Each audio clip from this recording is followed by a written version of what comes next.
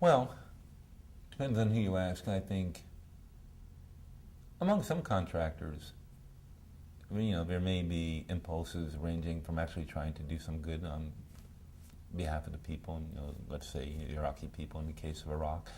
There are others who are doing it primarily because, they like the field activity. It's like what they did in the regular military, and they're not quite ready to, go and get some other job in the civilian world that has nothing to do with it.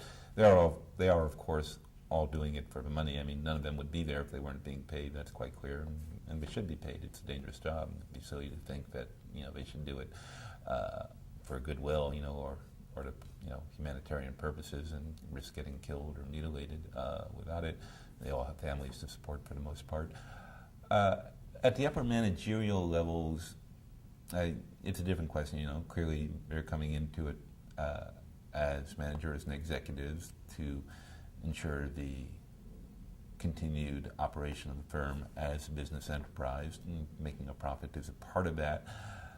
I think the critical question there is, not whether they're doing it for money, because clearly they all, at the managerial level, are doing it to ensure that the company makes money.